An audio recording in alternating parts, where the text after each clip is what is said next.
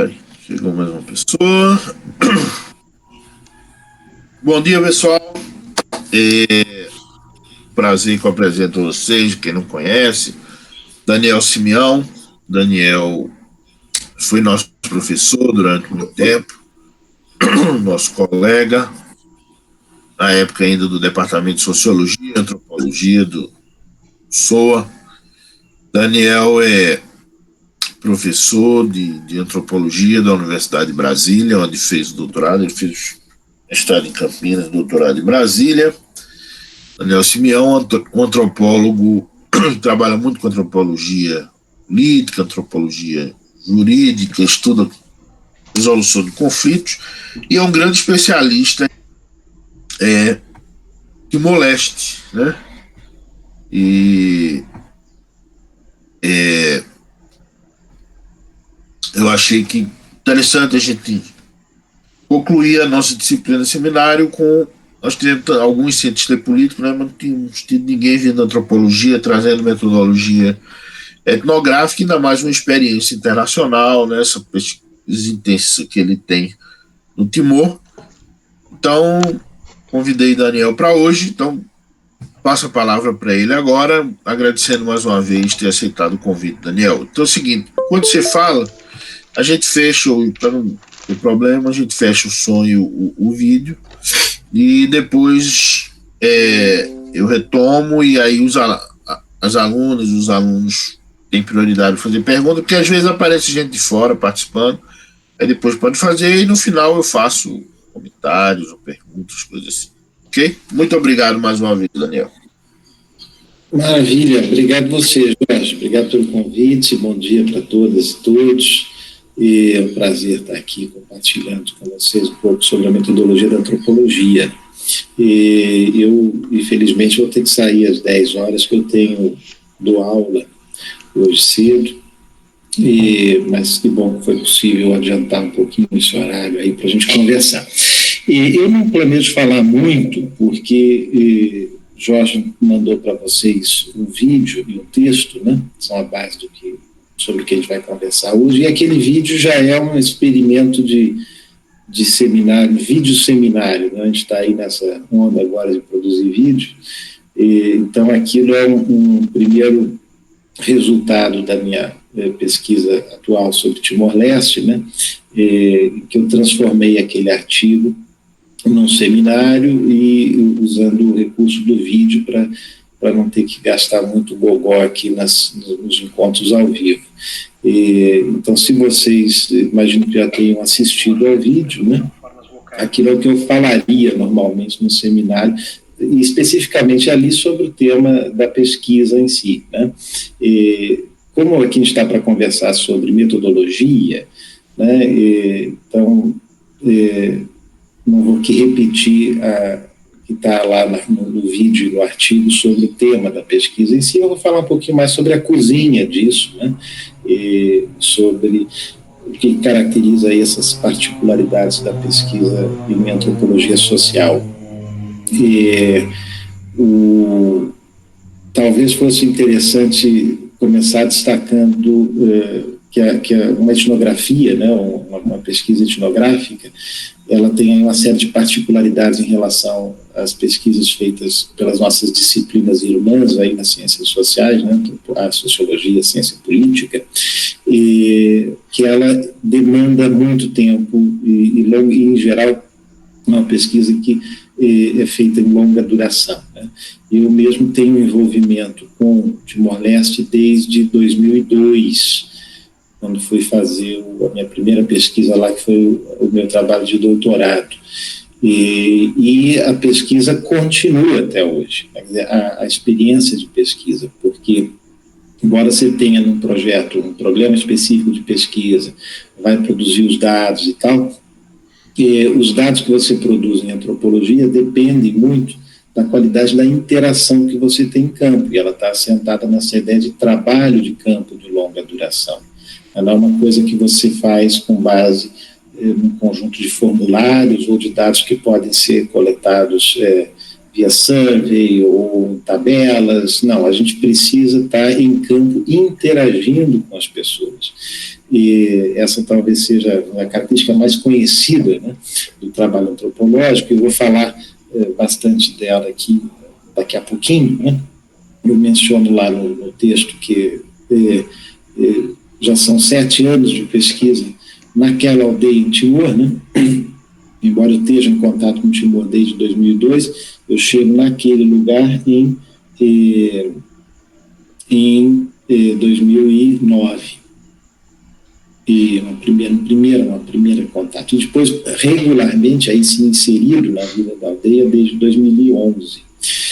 Então, esse ano já vai para 10 anos, meu Deus do céu. Mas eu queria começar por uma outra questão, que eu acho que é anterior a essa do trabalho de campo, tem também a ver com metodologia, que é como é que a gente constrói um problema de pesquisa antropológica, né? Quer dizer, nesse artigo e nesse vídeo, eu estou trabalhando com a dimensão da antropologia do direito, das negociações, da resolução de conflitos, mas eu tenho que construir esse problema a partir de um olhar caracteristicamente antropológico. E a antropologia é uma disciplina que surge e se consolida com uma preocupação de compreensão de outros mundos nos termos próprios desse outro mundo. E outro mundo aqui não quer dizer, já há muito tempo, na antropologia, não quer dizer uma tribo isolada no meio do nada, né? A gente, mesmo na sociedade que a gente habita, há outros mundos que são diferentes daqueles nos quais nós fomos socializados, né? E são esses outros mundos que se estruturam a partir de outras visões de mundo, de outro universo valorativo, e a antropologia desenvolve ferramentas para a gente tentar entender esse outro mundo nas suas particularidades, sem projetar o nosso universo valorativo, sem projetar a nossa visão de mundo, as nossas categorias sobre esse outro, né? Então, a gente, ao construir um problema antropológico, a gente tem que estar atento a duas coisas. Uma que é uma dimensão empírica, onde você vai fazer pesquisa, né? No meu caso, aqui essa dimensão empírica é esse território que corresponde a metade de uma ilha no sudeste asiático, né? Ali entre a Austrália e Indonésia, chamado Timor-Leste, que é um mundo de muitos mundos também, com o seu próprio conjunto de universos valorativos, de valores, de práticas culturais, de línguas, né, de história, que tem que ser conhecida para você poder entender algo que se passa lá dentro. Então, isso é onde eu faço a pesquisa, esse é o meu campo empírico, né?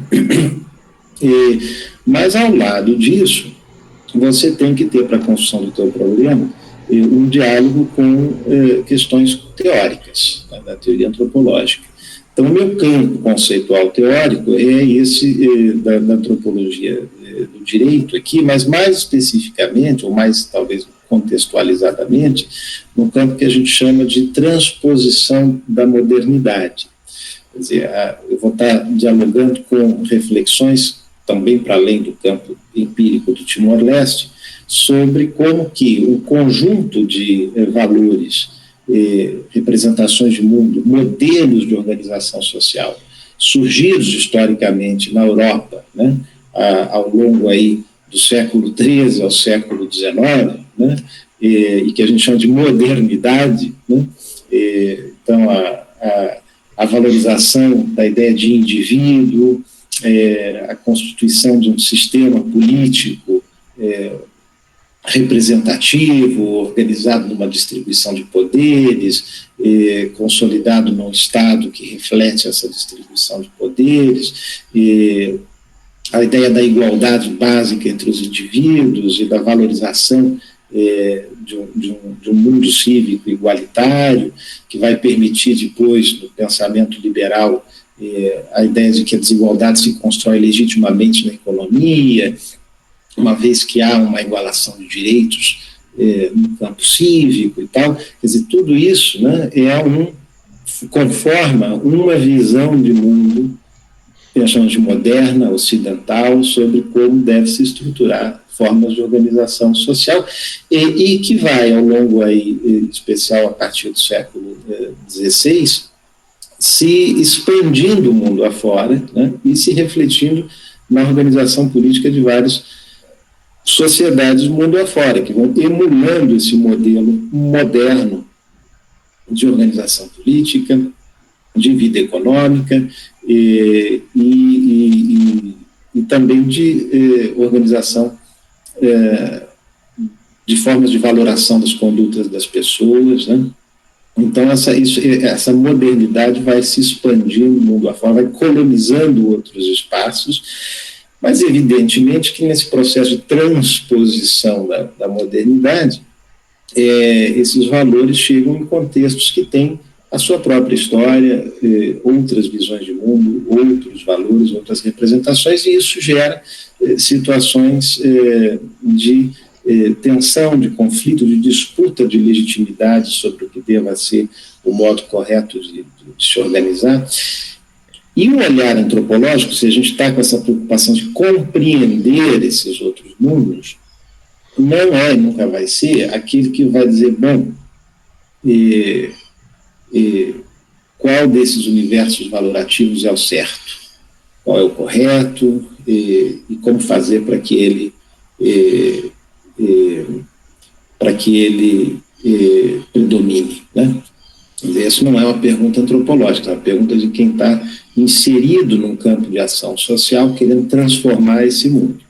O antropólogo dá um passo atrás, né, e se pergunta pela caracterização das tensões, dos conflitos, do campo em que essa disputa de legitimidade acontece. Então, a boa pergunta antropológica é aquela que procura compreender as dinâmicas sociais desse campo de tensões e de disputas.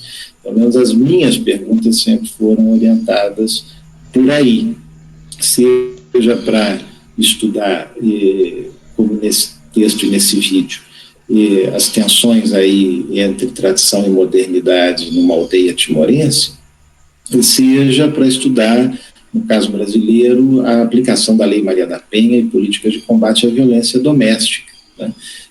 A preocupação não é encontrar soluções para um problema social, mas caracterizar adequadamente os campos sociais de disputa em torno desses problemas. Quem são seus atores, como constroem suas narrativas, o que isso nos revela sobre uma visão de mundo predominante naquela sociedade ou naquele campo social especificamente, né?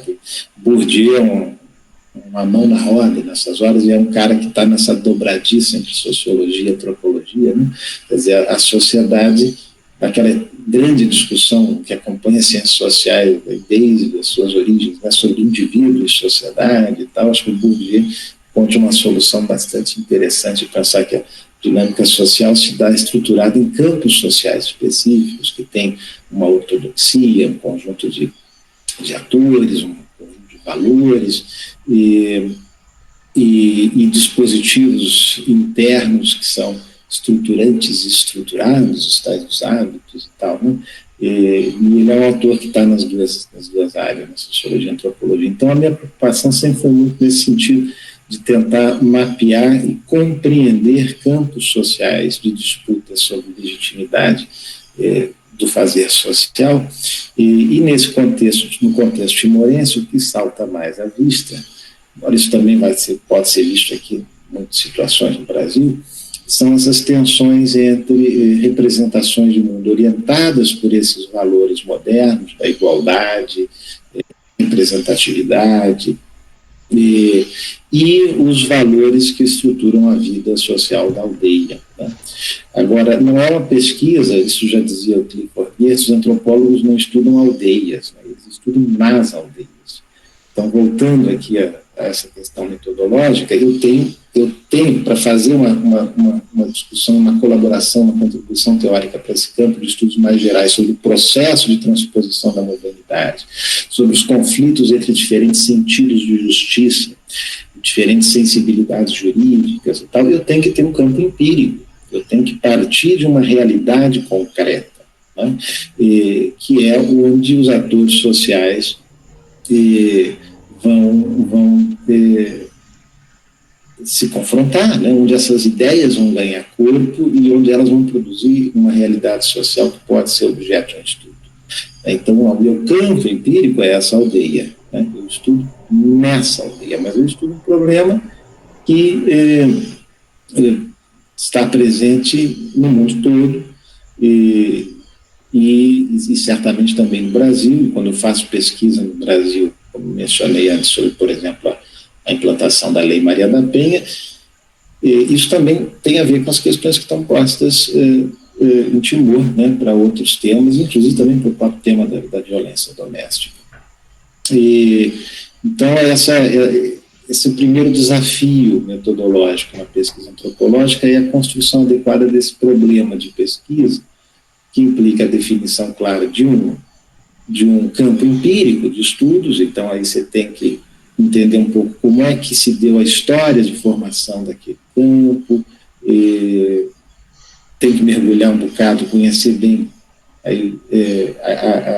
a história e a trajetória específica daquela realidade social, né? E entender quais são os universos valorativos que ali operam, né? Então, por isso essa minha ênfase no texto, a compreensão da ideia das casas e do papel das casas na estruturação da vida do cotidiana da aldeia, que vale não só para aquela aldeia, evidentemente, mas como a gente tem que focar nesse campo empírico com muita atenção e muito detalhe, a pesquisa antropológica abre mão, nem se põe como uma questão, de produzir narrativas que valham para uma grande unidade social.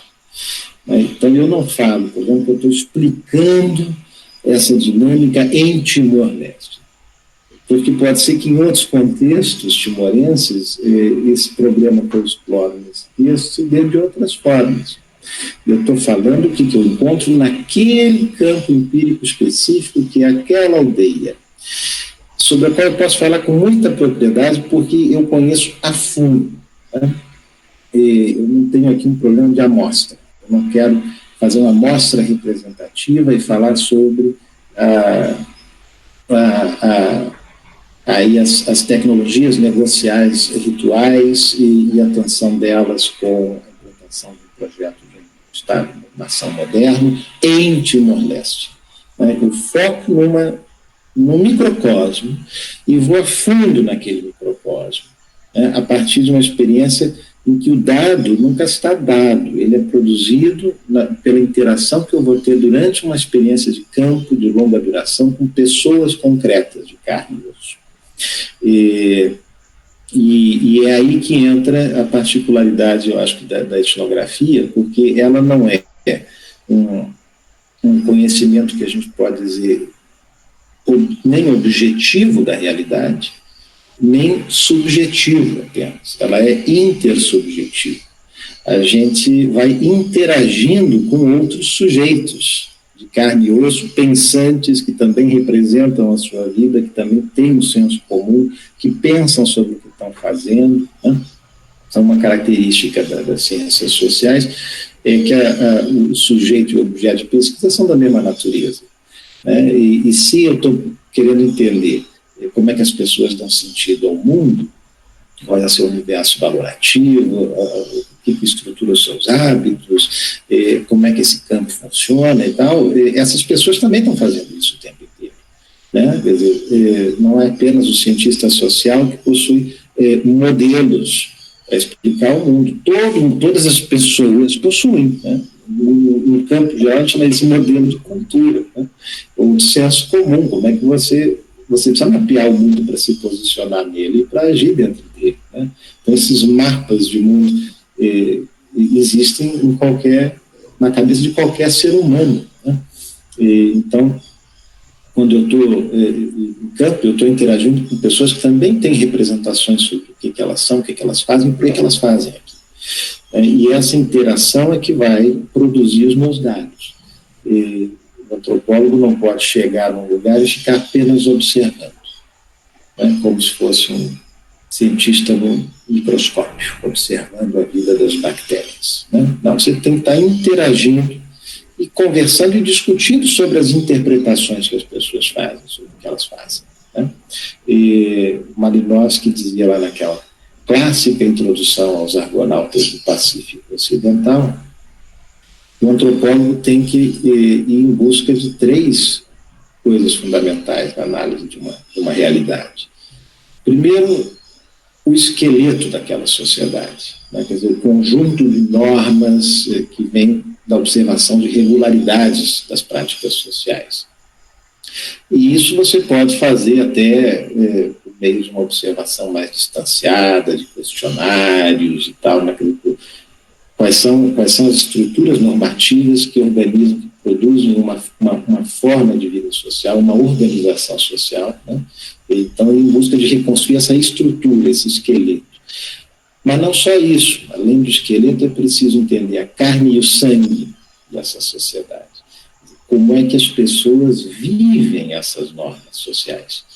Porque nós não somos robôs, né? Em que a norma social é uma programação que a gente roda, né? E executa apenas. Nós somos seres pensantes, né?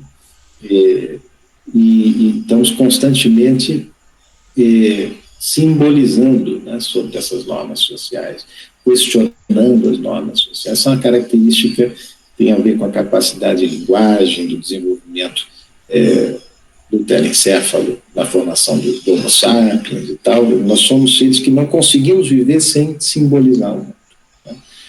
Sem buscar um sentido para o mundo. E o mundo que a gente vive, portanto, não é só o mundo natural, é o mundo social. Então, a gente também está simbolizando o tempo inteiro sobre o universo e regras nos quais a gente vive.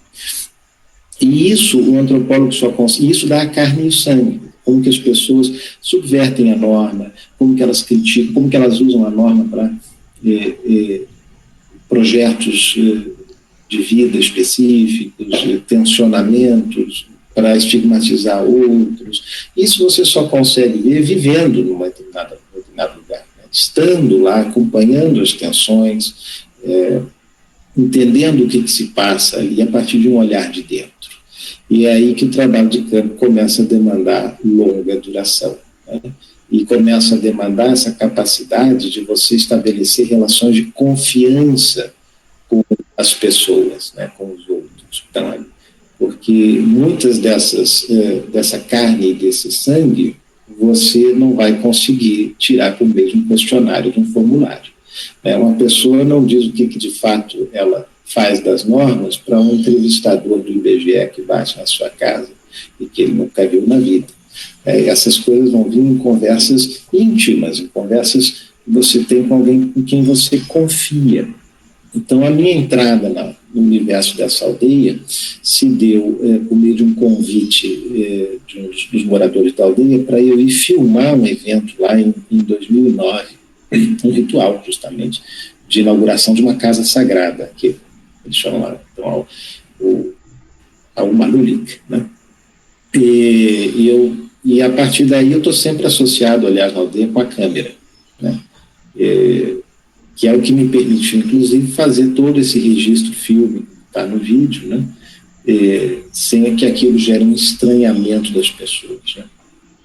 E a partir daí, depois, no ano seguinte, eu volto e levo para mostrar o filme para o Flaviano, a gente projeta no jardim da casa dele, filmagem, junto a todo mundo e tal, e a partir daí eu começo a estar constantemente lá. Quando eu ia para lá, ficava na casa do Flaviano, aí começo a ficar alguém da casa, começo a ganhar uma personalidade social dentro da aldeia. O pessoal vai falar, ele é o jornalista pessoal do Flaviano, está sempre lá com a câmera. Depois, não, ele é o cara que está escrevendo sobre a aldeia, a história da aldeia. Então eu vou virando alguém ali dentro.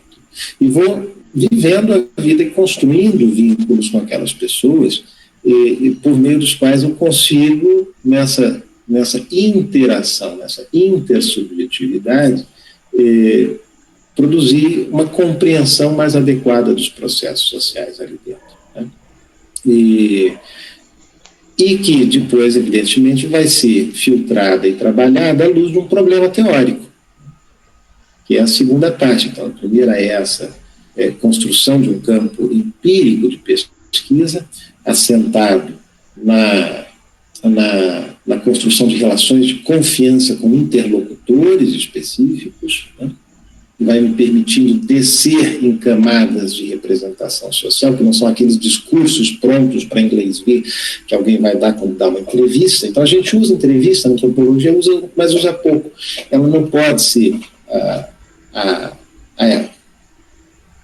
base, o fundamento, o coração da nossa metodologia. Na entrevista, as pessoas acionam, em geral, os discursos prontos, né? Fica na superfície. Ela é boa para começar assim, a indicar por onde ir e tal, o que é interessante. Então, você só consegue ir mais a fundo quando você rompe essa pele, né, do discurso para inglês ver ou para consumo externo.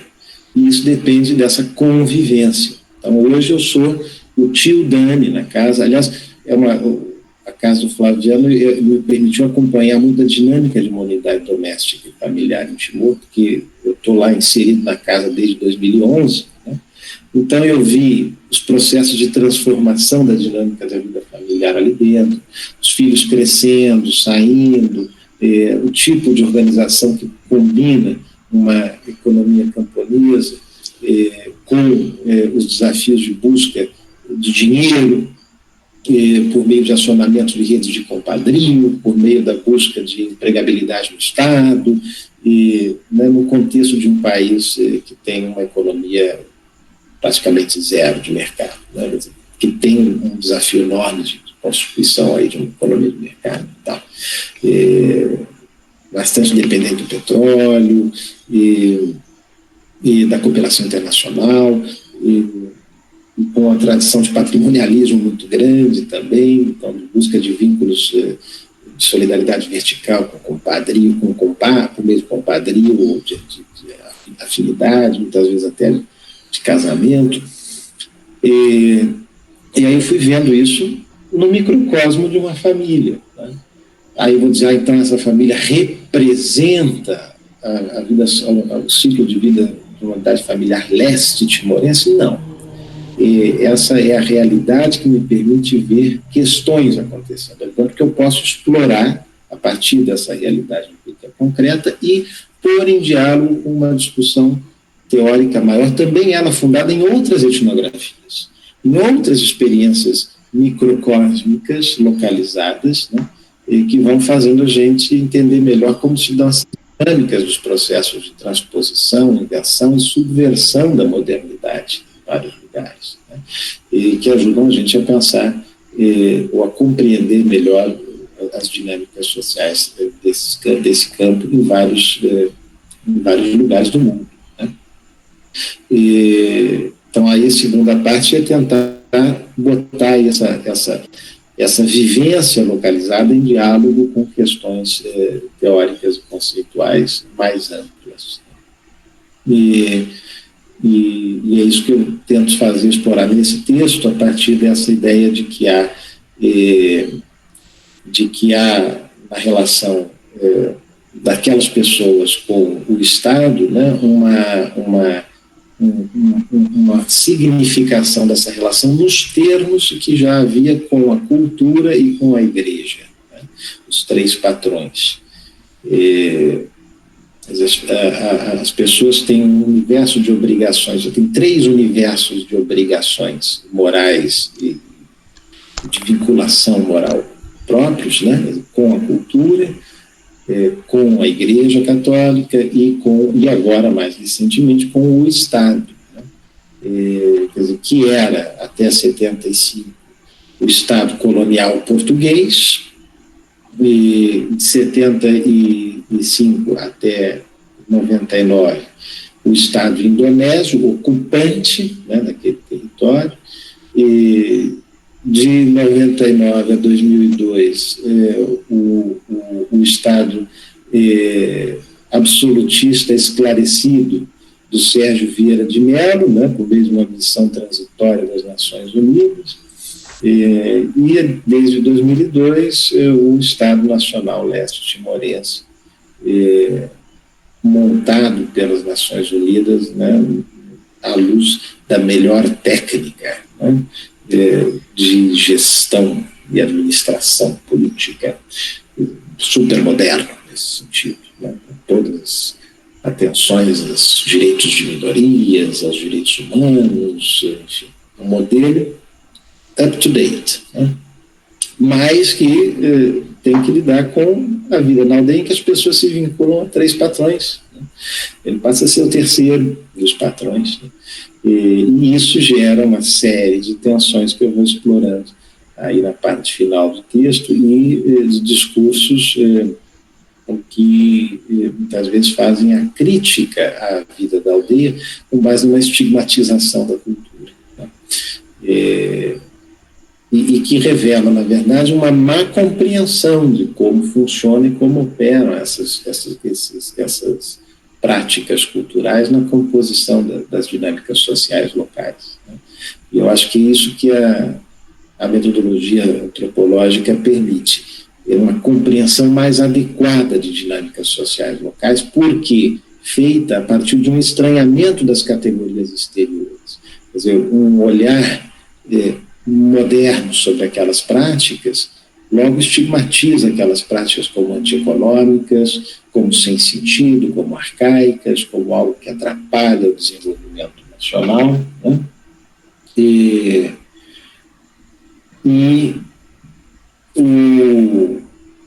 Mas o antropólogo tem que estranhar isso, ele não vai comprar essa visão de mundo. Essa ele tem que entender, inclusive essa, né? Você está analisando um campo, existem atores com diferentes percepções sobre o mundo, e é preciso compreender por que esses atores pensam assim, qual é o sentido dessa prática localmente, né? E o que resulta, em termos de dinâmica social, das tensões entre essas diferentes visões de mundo.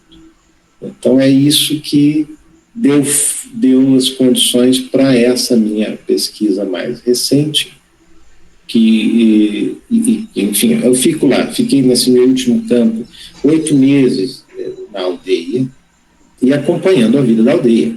Uma das coisas que mais acontece nesse período, em especial no período da seca, no período da chuva, a dinâmica é outra, são os rituais, tá? De várias sortes, né? De várias naturezas. E dentre os mais comuns, os rituais fúnebres e os casamentos, né? E dos rituais fúnebres, esse o Coremeta é o mais importante. Então, assisti vários, acompanhei vários. Esse que está representado nas imagens foi muito especial para mim, porque era o Coremeta de um dos meus interlocutores de pesquisa, o Estevão. Foi fundamental para a minha pesquisa de 2011 até 2014, e que faleceu em 2015.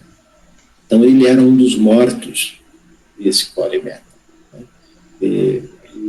Que já estava atrasado, ele faleceu em 2015, então teria que ter acontecido em 2016, 2017, e não acontecia, porque é um ritual de uma logística muito complexa, né? E a família não tinha ainda conseguido acertar todos os detalhes. E eu entrei nessa discussão, eu fui lá e ajudei nisso, né? Afinal de contas era o Estevão, né? Era o meu compadre. Então eu participei da elaboração do Coremeta. E é por isso que a gente faz, né, no trabalho de campo, uma observação participante. Você tem que estar aberto a participar ali para ver a coisa por dentro e se envolver com ela. Não é a observação distanciada. E a partir, então, dos vários rituais que eu acompanhei, e desse em especial, eu fui elaborando um pouco melhor a compreensão da função da negociação, do treinamento da negociação entre as casas, né? Nas prestações e contraprestações que são devidas nesses processos, e colocando isso em diálogo, então, com um discurso mais externo, de atores ligados ao campo do desenvolvimento, da cooperação para o desenvolvimento, da gestão pública e tal, que eram as críticas usualmente feitas a essas práticas, né? Então, a partir desse olhar interno desse campo, eu consigo produzir uma compreensão melhor sobre as tensões que vêm entre tradição e modernidade naquele lugar, né? E que permitem uma reflexão, uma discussão mais alargada, que não se respeita apenas a Timor-Leste, né, mas a outras tantas realidades em que você tem processos de transformação social local inspirados por ideias, valores globalizados e que encontram tradições locais que muitas vezes subvertem esses modelos. Então é um pouco isso que eu acho que eu até falei até mais do que eu disse que ia falar. E queria que era conversar com vocês. Então, muito legal, Daniel. Eu tenho alguns comentários, algumas perguntas, mas vou ver se alguém, se algum aluno tem alguma pergunta, algum comentário, né? Bom, acho que não. Então eu vou te fazer algumas perguntas. Uma primeira é a seguinte, Daniel, uma coisa que eu sempre tive com curiosidade, mas uma coisa que a gente nunca conversou. Como fica a questão linguística? Porque eu sei que o Timor foi colônia portuguesa, como você mesmo esclareceu, até 75, mas a maior parte da população não faz.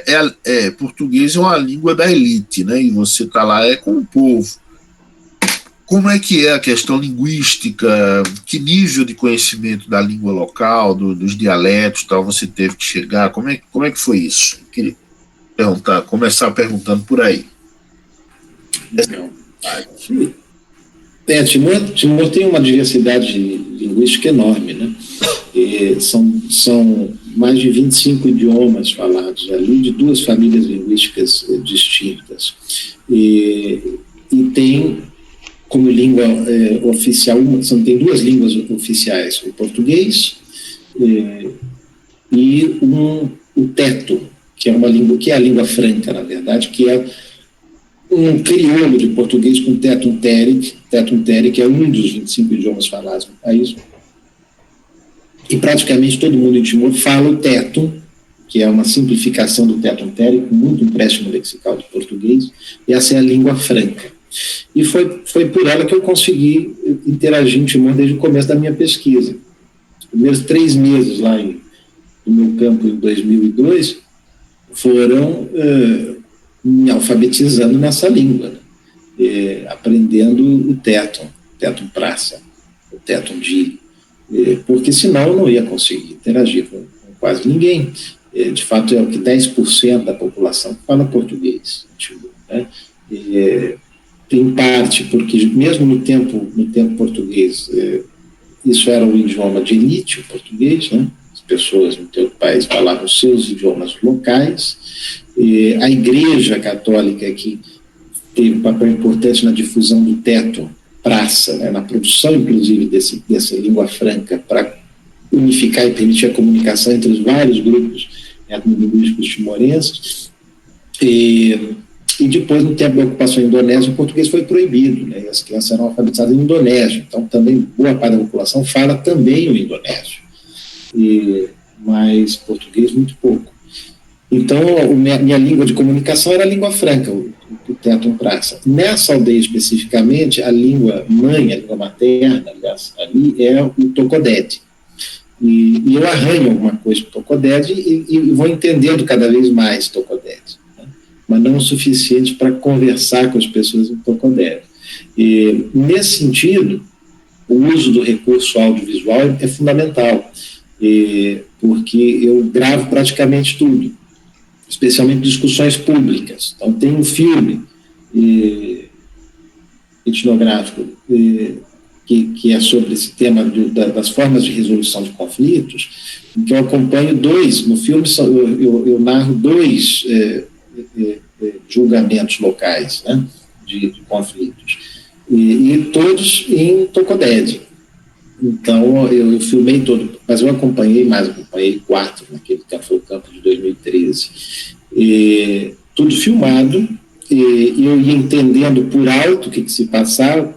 Eu tinha dúvida, conversava depois com o Flaviano, com o filho dele, com o vizinho, também, explica melhor o que aconteceu aqui. E com o Estevão. O Estevão foi o meu grande anfitrião nesse processo. Então, depois de passar o julgamento, eu ia conversar com o Estevão o Estevão era um dos Lianai que julgava esses caras, em teto, né?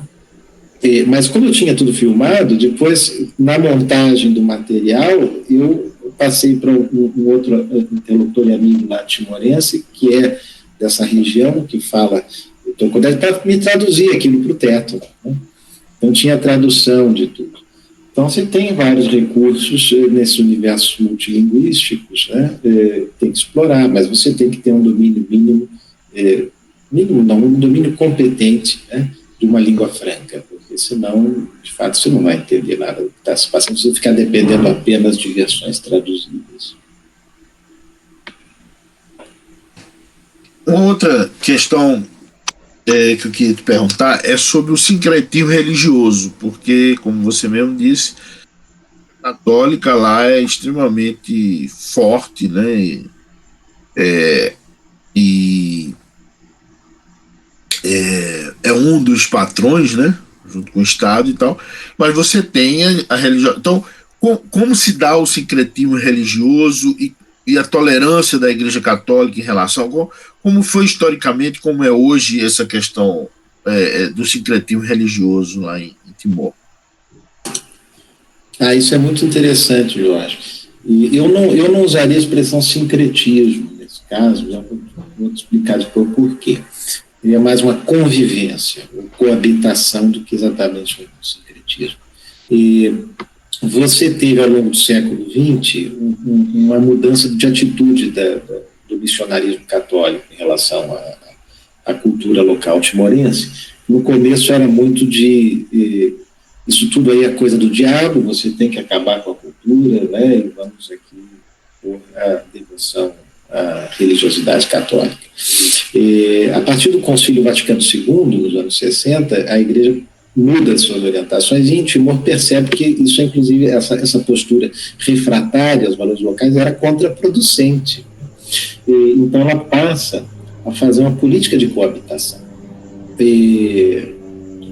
Vocês têm essas obrigações todas, mas, no fundo, o Deus maior é Deus católico, os santos e tal, e é possível coabitar esses dois universos, né?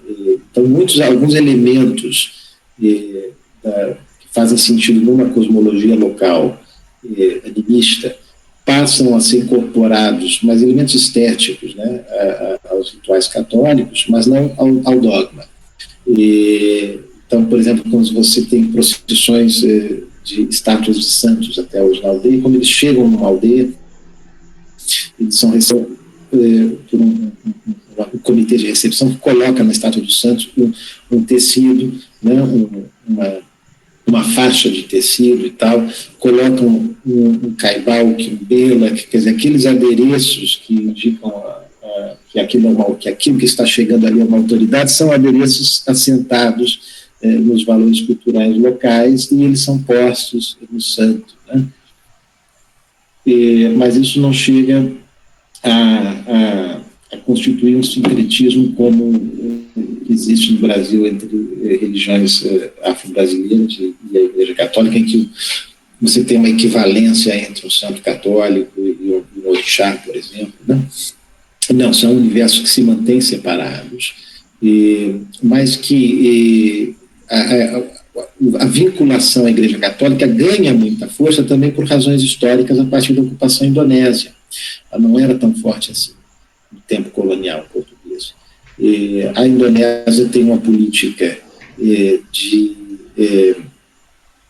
obrigação com relação à filiação religiosa. Os indonésios têm que escolher uma de 5 religiões monoteístas. Agora eles fizeram uma ginástica para colocar o hinduísmo dentro de uma religião monoteísta, e você tem que escolher uma delas, né? E aí, evidentemente, que o país de maioria muçulmana, em Timor-Leste, as pessoas foram para o catolicismo, né, até para se confrontar e contrapor e dizer que isso era uma ocupação ilegítima tal, e caracterizar sua própria identidade vinculada a uma tradição colonial portuguesa e tal. A Igreja Católica virou um elemento de resistência à ocupação colonial, à ocupação indonésia, né?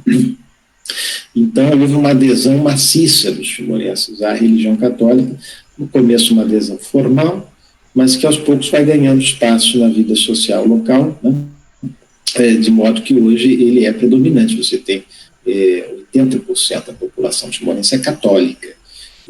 Tem uma presença crescente de protestantes, e a igreja protestante também está há muito tempo em Timor, e as neopentecostais chegando com força agora, mas ela não desloca em nada a obrigação com a cultura, com os ancestrais.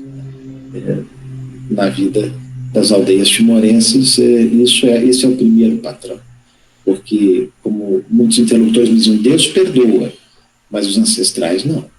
Então, se você tiver em falta com uma obrigação ritual com os ancestrais, você vai adoecer, você vai ter infortúnios de toda sorte, e a tua vida não vai para frente enquanto você não resolver aqui. As tuas obrigações com Deus, se você não fizer, depois Deus perdoa, você reza lá umas armários, Pai Nosso, está resolvido. Né? Mas os ancestrais não. Então as coisas coabitam, né? E as pessoas prestam essa obediência a esses dois patrões. Né? Então mesmo a igreja protestante se adaptou, vamos dizer, a essa convivência, né? Sim, mas com diferenças locais, né? Essa é a dificuldade que o antropólogo sempre tem. Por isso o antropólogo é conhecido como aquele cara que fala depende, né? Para tudo depende. Porque, por exemplo, a prática de algumas denominações protestantes na parte principal da ilha de Timor segue essa estratégia católica de respeitar o mundo da cultura. Já em outras, especialmente na ilha de Ataúro, que fica em frente à capital de ilha, mas é uma ilha menor, né, que era uma ilha prisão do tempo português, o tipo de missionarismo evangélico que se estabeleceu ali resolveu bater de frente com a cultura e praticamente limpou a área da cultura. Ou seja, quase as pessoas... Os protestantes de Ataúro dizem aqui não tem mais Lule, que não tem mais linguagem ancestral, morreu, está morto. Aqui nós somos evangélicos. Né? Então, eu acho que umas 20 denominações protestantes lá em Timor. Então, essas coisas também variam localmente, e há um tensionamento no campo sobre quais estratégias são mais adequadas e tal. E as igrejas evangélicas neopentecostais são os brasileiros que estão levando ou vieram de outra? A IURD está lá, por exemplo? Não, a IURD não conseguiu entrar lá, tentou, mas não conseguiu. Mas tem a Assembleia de Deus, mas a Assembleia de Deus não foi pelas mãos dos brasileiros, chegou por fora, mas hoje tem assembleias brasileiras lá. E tem outras denominações evangélicas brasileiras também lá, mas não foram elas que levaram o protestantismo neopentecostalismo para lá, e já estavam. Ok, então falamos dos patrões. Agora é o ponto que eu me interesso mais e que acho mais interessante nessa pesquisa. Quando a ONU começou a montar um Estado moderno em Timor, né, e vocês que estão lá estão tendo essa experiência, essa, vamos dizer, extraordinária oportunidade de pesquisar olhando isso, né? E aí é o terceiro patrão aí, né, que é o Estado.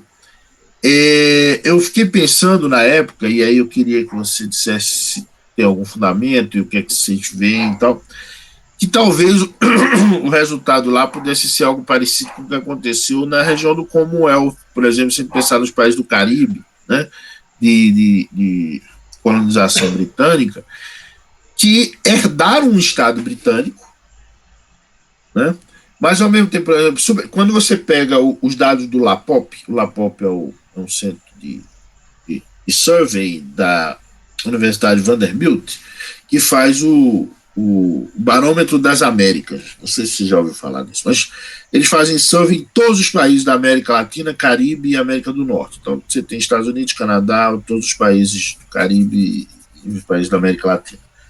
E é muito interessante você ver que, embora os países do Commonwealth tenham uma estrutura do Estado completamente diferente da América Latina, por exemplo, e de certa forma, por exemplo, muito mais parecido com o do Canadá, os valores políticos, a percepção sobre a política é muito mais parecido com a América Latina do que com o Canadá, por exemplo. Então, de como, ao mesmo tempo, como a população se adapta a um modelo de organização política e como o modelo de organização política se adapta à população, né? Se você vê no caso desses países do Commonwealth caribenho, um paralelo possível ou algo útil, que eu sei que vocês antropólogos não gostam muito dessas generalizações ou dessas comparações que nós sociólogos gostamos de fazer, mas vocês gostam de ver caso a caso e tal, mas se isso não teria alguma utilidade analítica. Claro, com certeza, Jorge. Eu acho que tem uma grande utilidade, sim.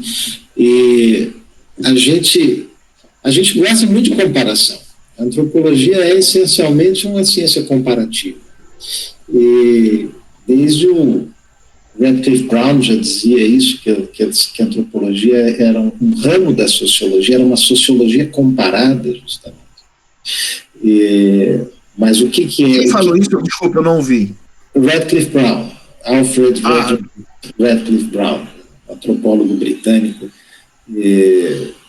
de Oxford. Na verdade, quer dizer, ele tem uma trajetória um pouco heterodoxa, demora muito até se estabelecer no campo. Passou pelo Brasil, inclusive, nos anos 30, foi professor na África do Sul nos anos 20, até que no final dos anos 30 se estabelece em Oxford e vira um dos grandes nomes da antropologia estrutural funcionalista britânica, né? Dos anos 40, dos anos 50, das cabeças das pesquisas africanistas nesse período. O rival do Malinowski, né? O Malinowski estava em Londres e ele estava em Oxford. Competindo pelos recursos, né? Mas a gente trabalha com comparação, né? Mas o que a gente vai comparar? Esse que é o pulo do gato, né? O Radcliffe Brown dizia isso, mas fazendo uma crítica ao que era aquela comparação do evolucionismo cultural do século XIX, né, de ficar comparando machadinhas, né, de ficar comparando itens isolados de contexto. Não é isso. O Radcliffe Brown quer comparar formas de organização social dentro de estruturas sociais específicas. Então, se precisa ter uma compreensão adequada daqueles elementos da vida social dentro de um contexto estrutural, entendido aquilo, você compara formas estruturais para chegar a leis gerais e tal. Hoje a gente já não pensa de uma maneira tão positivista, evidentemente, dentro da antropologia, mas a comparação continua sendo um elemento fundamental, porque é ela que permite a gente explorar essa dimensão do estranhamento, né, até para compreender os nossos próprios processos sociais, da nossa própria sociedade. Porque a gente naturaliza isso. Estado-nação. Todo mundo sabe o que é Estado-nação, porque a gente tem o nosso Estado-nação. Mas peraí, como é que é mesmo esse negócio aí? Como é que se inventou esse modelo de Estado Nacional? O que se pressupõe que seja esse modelo de Estado Nacional? Que não é uma coisa natural, ele é uma coisa histórica, datada, que tem origens, que tem fundamentos, e como é que ele é implantado e vivido em diferentes lugares. Aí, comparando como ele é implantado e vivido em diferentes lugares, você pode entender melhor essas dinâmicas de construção de estados nacionais concretos, né? Dos desafios que estão postos, das especificidades, de coisas que recorrentemente acontecem. Então, por exemplo, essa dimensão que se chama atenção, a gente vê claramente em Timor também, né? Quer dizer, há uma construção de um modelo institucional, de uma ordem institucional moderna, de um Estado com 3 poderes e tal, mas aí também na constituição dos detalhes desse modelo de Estado, você teve, no caso timorense, muitas tensões, porque que modelo adotar, né? Vai ser parlamentar, vai ser presidencialista, vai ser federativo, vai ser unitário, vai ser... O sistema de justiça vai seguir um padrão de civil law, de common law, vai ser civilista, não vai ser, papapá. Essa discussão não vem assim imposta de uma autoridade central, ela vai sendo construída num campo que articula as Nações Unidas, os países doadores, os assessores internacionais e uma elite local que também está dividida entre uma elite que teve muito tempo refugiada em Portugal ou em Moçambique, outra que foi para a Austrália e que volta, né, no Timor-Leste pós-ocupação indonésia, para pensar e construir esses modelos a partir da sua trajetória de exílio, né, com modelos de Estado que aprendeu e naturalizou como sendo o modelo certo lá na sua experiência pessoal, né? Então entra aí um campo de tensionamento e disputa entre autoridades das Nações Unidas, os assessores internacionais contratados para isso e esses setores dessas elites locais. Então muita coisa no modelo de funcionamento do Estado timorense é meio Frankenstein, né? Quer dizer, traz essas diferentes visões, pedaços, e aí tenta-se começar de um jeito, não dá certo, muda, né? Então isso é um processo que ainda está em curso, né? E por isso é difícil você dizer, pronto, é assim, vou fazer uma vacina, dizer, um Estado falhado, o Timor não deu certo. Então é um caso de sucesso, porque veja como está funcionando bem. O que eu acho que eu pelo menos percebo, né, e trago um pouco nesse texto, é essa ideia de que a compreensão do que seja o Estado, da relação do sujeito, do cidadão com o Estado, a partir da experiência concreta de uma aldeia, mostra que isso é muito distante do que seria o modelo da relação cidadão-Estado, né? Seja qual for a forma específica de governo, regime de governo e tal, ou a forma como se estrutura o judiciário, as pessoas produzem uma compreensão a respeito do que seja aquilo, do que seja o Estado vira uma entidade na cabeça das pessoas que tem um sentido próprio, que é dado a partir da sua bagagem local, né? E isso acontece no nível da aldeia, no extrato social, e às vezes que entre as elites timorenses está no outro extrato social, mas que também acontece isso, né? As pessoas vivem, se apropriam do modelo a partir de um conjunto de experiências vividas previamente e de formas de ver o mundo que vão sempre dar outro rumo para esse modelo, né? Por isso que a gente sempre é um pouco cético assim, quando vai se discutir um problema concreto de o que é melhor, né, para o país. Temos que corrigir um problema aqui, vamos mudar o modelo, né, vamos mudar o modelo de representação parlamentar, vamos mudar o modelo de sistema eleitoral, né, a gente olhando para esse quadro, que é uma reflexão comparativa e que permite sim generalizações até certo ponto, diz, bom, os dados mostram que mudar o modelo não significa mudar as práticas, né? Que há aí uma coisinha no meio que é a maneira pela qual as pessoas dão sentido aqui. E esse dar sentido tem a ver com um conjunto de valores e práticas pré-existentes, né? A persistência da cultura, de valores culturais, de formas de vida, ela é muito grande e ela coloniza o modelo, é o modelo que a transforma, né? Então, eu acho que sim, essa comparação com o Caribe é perfeitamente factível, sim, certamente pode ajudar a avançar nessas reflexões. Porque são modelos pensados para cidadãos em países onde o senso de cidadania não é pleno, longe disso, né? Seja o modelo, por exemplo, do Estado britânico, o modelo do Commonwealth, tal, requereu séculos de conflitos, de revoluções, né, para você chegar naquilo. Aí você acha que aquilo vai funcionar, né? Uma sociedade que não passou por nada daquilo, né? Ele é um modelo orgânico no seu campo de origem, né? E quando transposto para uma outra realidade, evidentemente que ele vai ser fagocitado pela realidade local. E há governos locais que foram criados, há algum estudo que perceba diferenças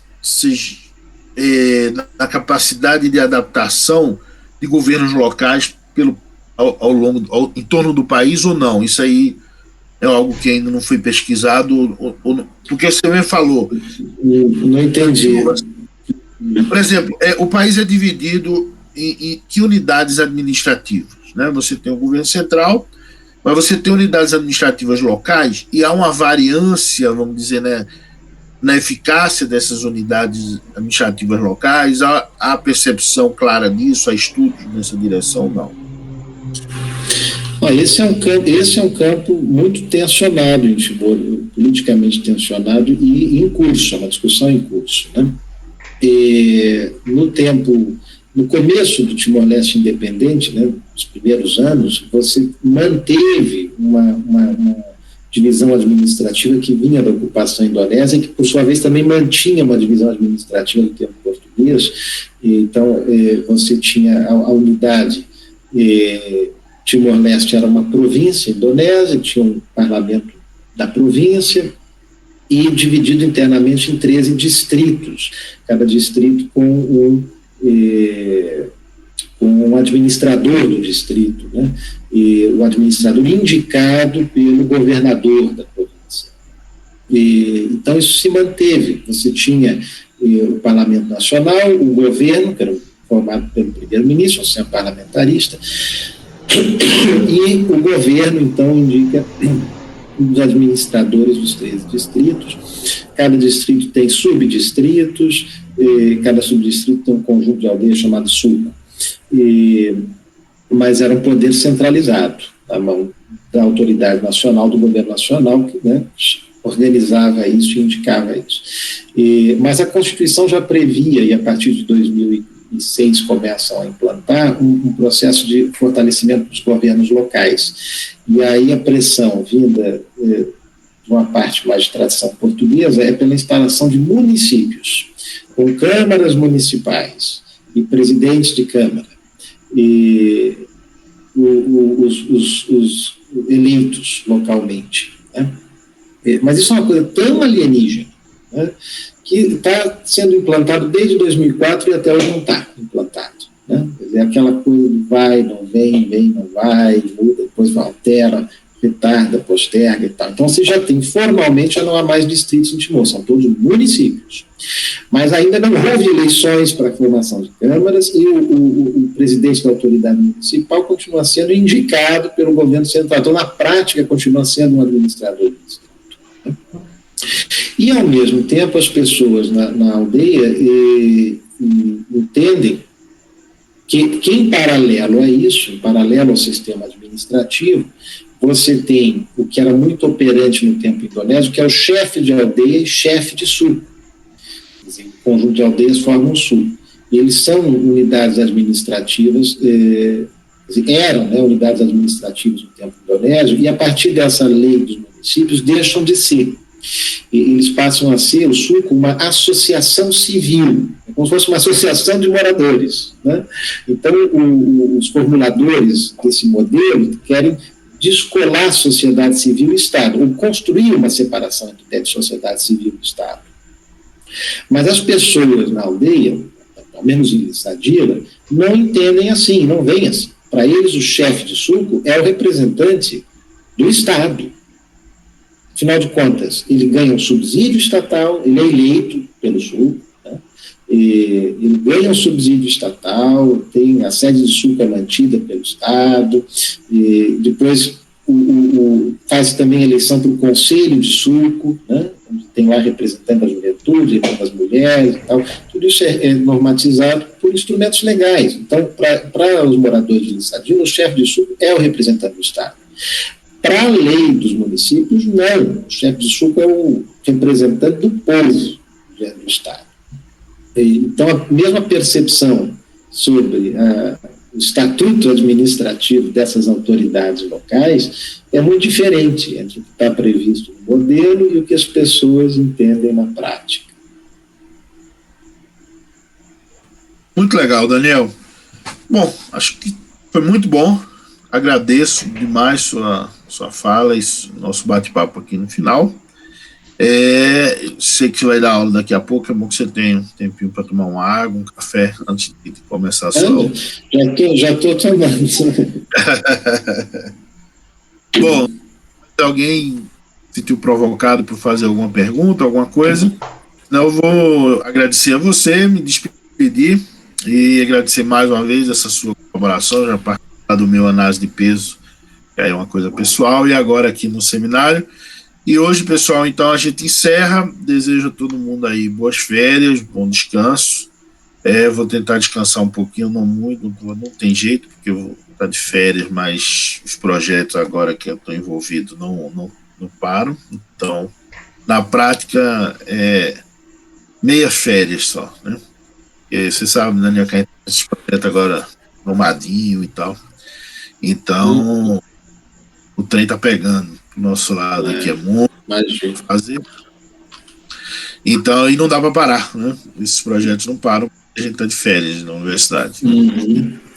Parte do que eu faço é relacionada a isso. Então, não vou ter oportunidade de tirar férias de verdade. Não sei quando eu vou tirar férias de verdade de novo na minha vida, vamos ver. Daniel, muito obrigado, meu amigo, foi muito legal. Muito obrigada, Daniel, foi muito bom. Eu que agradeço, gente. Pena que a gente não tem mais tempo para conversar com mais calma. Tá bom. Mas foi ótimo, e o vídeo também ajudou muito. Professor Jorge, o senhor recebeu os trabalhos? Recebi, tô olhando tudo para fechar as notas, tá bom? Vou ver se eu fecho até amanhã, tá legal? Tá bom, obrigada. Tchau. Tchau, Daniel, um abraço. Tchau, gente. Obrigada.